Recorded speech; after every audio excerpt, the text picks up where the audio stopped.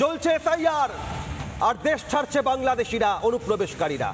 SIR চলছে, অনুপ্রবেশকারীরা দেশ ছাড়ছে। দেশ ছেড়ে পালানোর হিড়িক, দেশ ছাড়ার হিড়িক এসআইআর এর মধ্যেই। কেউ 2 বছর, কেউ 10 বছর ধরে বেআইনিভাবে বাস করেছে বাংলায়।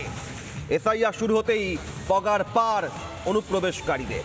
হিড়িক, লম্বা লাইন, দেশ ছেড়ে পগার পার। আর এর আগে ছলে বলে কৌশলে দালাল ধরে টাকার বিনিময়ে এ বাংলায় ভাগ বসিয়েছে ভাতের থালায়। এসআইআর আবহে দেশ ছাড়ার হিড়িক। আমরা এই মুহূর্তে সরাসরি চলে যাই উত্তর 24 পরগনায়, স্বরূপনগরে হাকিমপুর চেকপোস্ট। সহকর্মী এলিনার কাছে এটাই জানতে চাইবো, অনুপ্রবেশকারী বাংলাদেশি তারা কিভাবে এ বাংলার বুকে আস্তানা গেড়েছিল, এ বাংলার ভাতের থালায় ভাগ বসিয়েছিল, তার স্বরূপটা এই স্বরূপনগরে স্পষ্ট হচ্ছে গত কয়েকদিন। এলিনা, কি ছবি তোমার সামনে?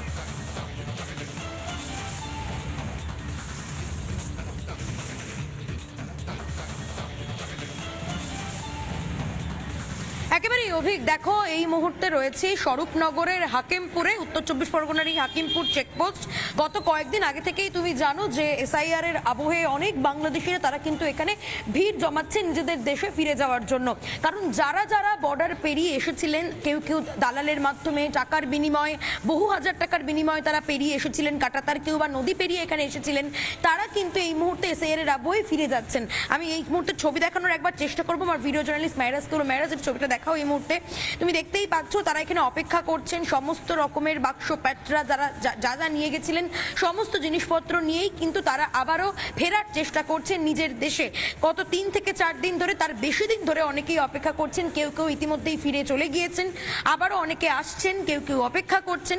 তাদেরকে আবার যখন বলা হবে চেকিং এর জন্য, তখন তারা আবার এখান থেকে লাইন করে কিন্তু ক্যাম্পে যাবেন। সেখান থেকে চেকিং এর পরে তাদেরকে আবারও কিন্তু পাঠিয়ে দেওয়া হবে তাদের দেশে।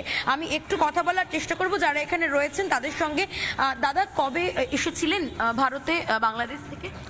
এই 1.5 বছর হয়েছে। 1.5 বছর হয়েছে। কাজের সূত্রে যাওয়া? কিভাবে এসেছিলেন ভারতে, কিভাবে ক্রস করেছিলেন বর্ডার? ভারতে ওই দালালে 5, 6, 10, 15 হাজার টাকা দিয়ে গরিব মানুষ। কত হাজার টাকা দিতে হয়েছিল দালালকে? 15,000। 15,000, মানে 1.5 বছর আগে 15,000 টাকা দিয়ে এসেছিলেন। হ্যাঁ। কাজের সূত্রে গেছিলেন কলকাতা? হ্যাঁ, কাজের জন্য। কোথায় থাকতেন? আমি থাকতাম ব্যাঙ্গালোর।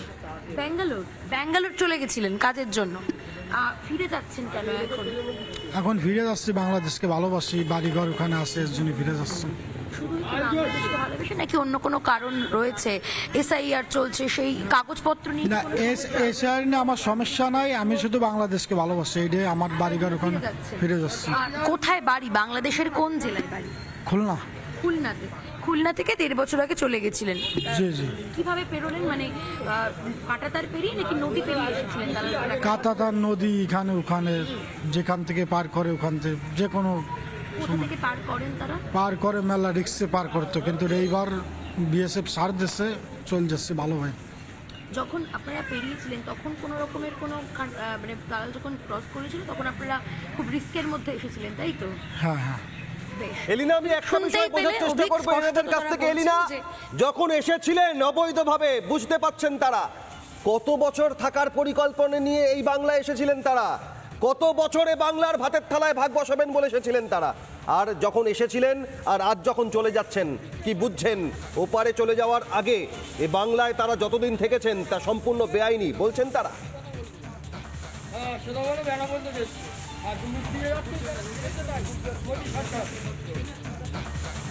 হ্যাঁ, মোদী সরকার ছেড়েছে এই লাইনটা, তার জন্য এই লাইন থেকে যেতে পারছো, লাইন অন্য লাইন এখন দেয়নি মোদী সরকার। এবারে পারেছি, সেইবারে বাচ্চা এবারে পারেছি উময়গির এমনি কি দিল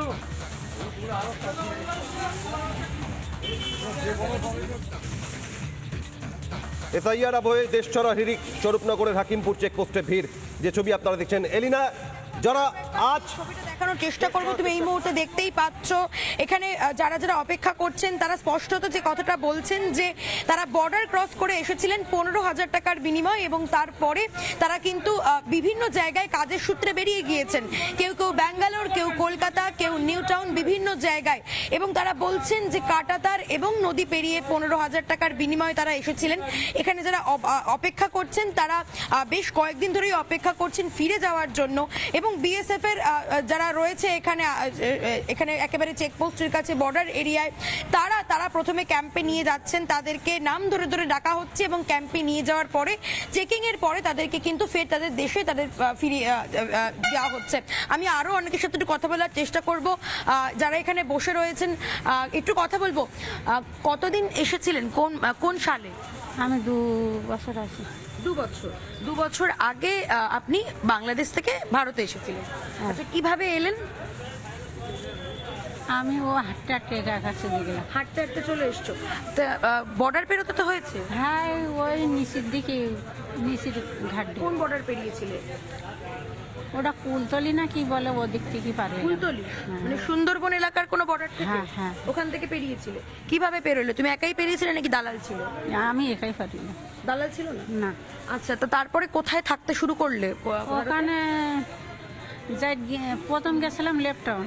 লেকটাউন? হ্যাঁ। লেকটাউনে কি করতে? কোথায় থাকতে লেকটাউনে? লেপটাউনে ওই সাইডে থাকতাম। সাইডে থাকতে কি কাজ করতে? ওর জগড়ি কাজ করতাম। কাজ করতে। তারপরে কোথায় থাকতে? তারপরে ওখান থেকে গেলাম আবার সল্টলেক। ওখান থেকে আবার সল্ট থেকে গেলে? হ্যাঁ। সল্ট থেকে কাজ করতে? হ্যাঁ, সল্টলেকের তো ওখান থেকে আবার গেলাম কামারাটি। আচ্ছা, তো তোমার কাছে সমস্ত কাগজপত্র রয়েছে? আমার কোনো কাগজপত্র নেই। আমি একবার এখানে একবার ওখানে, আমার কোনো কাগজপত্র নেই। না। এখন ফিরে যাচ্ছ কেন হ্যাঁ, বাংলাদেশে? ফিরে যাচ্ছে। ওপারে সরকার রাখবে না, বাংলাদেশি সব বেটুক যাবে, মারবে ধরবে বলতেছে, সেই ভয়তে আমরা চলে যাচ্ছি। মানে এসআইআর এর ভয় তোমরা চলে? হ্যাঁ, চলে যাচ্ছি। বেশ, কতদিন এখানে অপেক্ষা করছো? কতদিন? এখানে আসে আজকে 2 দিন, কালকে 4টের সময় আসে, এখানে ভোর 4টে। 2 দিন ধরে অপেক্ষা করছো, আবার তোমরা ফিরে যাবে। বাংলাদেশের কোথায় বাড়ি তোমার? বাংলাদেশে হলো সাতক্ষীরা জেলার শ্যামনগর থানা। সাতক্ষীরাতে? সাতক্ষীরা থেকে 2 বছর আগে ভারতে এসেছিলে, তারপরে লেকটাউনে ছিলে প্রথমে, তারপরে সল্ট লেকে, আর তারপরে এখন ফিরে যাচ্ছ। কাগজপত্র নেই বলে? না, আমার কাগজপত্র নেই। কাগজপত্র ছাড়া ওইভাবেই তুমি এসেছিলে 2 বছর আগে কাটাতার দেশে কাগজপত্র আছে? বাংলাদেশের ডকুমেন্টস রয়েছে? হ্যাঁ, বাংলাদেশে। মানে ভারতে থাকার কোনো ডকুমেন্টস নেই? না। একেবারেই। অভিক, তুমি শুনতেই পেলে স্পষ্টত তারা কি একেবারে বলছেন স্পষ্ট যে তো বাংলাদেশে গত থাকার কয়েকদিন সমস্ত ধরে এই নথি কথাই তাদের কাছে- বলছেন যারা অনুপ্রবেশকারী, পগার পার হচ্ছেন, পালিয়ে যাওয়ার চেষ্টা করছেন, দেশ ছাড়ছেন।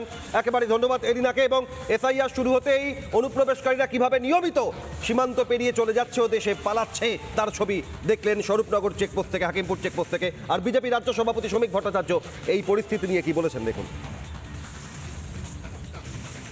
100 কিলোমিটারের বেশি আমাদের পোরাস বর্ডার, আর আমাদের রাজ্যে পরপর দুটো এমন সরকার এসেছে যারা বাংলাদেশি মুসলিম অনুপ্রবেশকারীদের পশ্চিমবঙ্গে জায়গা করে দিয়েছে। কিন্তু আজকে যেমন দেখা যাচ্ছে বেশ কিছু অঞ্চল খালি হয়ে গেছে। আর একটা নতুন নাটক তৈরি করা হয়েছে, মুষ্টিমেয় বিভিন্ন বর্ডারে বসিয়ে রাখা হচ্ছে যে আমরা ওপারে যেতে চাই। এমন একটা পরিস্থিতি তৈরি করছে তৃণমূল কংগ্রেস, প্রশাসন, পুলিশ পরিকল্পিতভাবে, যে বোঝানো হচ্ছে সমস্ত বাংলাদেশিরা চলে যাচ্ছে, তারা বাংলাদেশে ফিরতে চায়। যে সংখ্যা আজকে বর্ডারে বসে আছে, বাস্তবিক অবস্থায় পশ্চিমবঙ্গের মধ্যে যত অনুপ্রবেশকারী আছে, আজকে তাদের ওপরে চিহ্নিত করবার যেটা দায়িত্ব রাজ্য সরকারের থাকে, রাজ্য এবং দেশের আভ্যন্তরীণ নিরাপত্তার স্বার্থে সেটা কম্প্রোমাইজ হয়ে যাচ্ছে। এসআইআর আবহে দেশ ছাড়া হিরিক স্বরূপনগরে হাকিমপুর চেকপোস্টে ভিড়। কেউ 2 বছর, কেউ 10 বছর ধরে বেআইনিভাবে বাস করছে।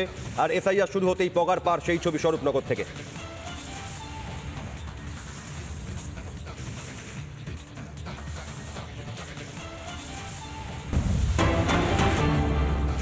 নানা ধরনের কন্টেন্ট দেখার জন্য লাইক করুন, শেয়ার করুন আমাদের ফেসবুক পেজ, সাবস্ক্রাইব করুন আমাদের ইউটিউব চ্যানেল।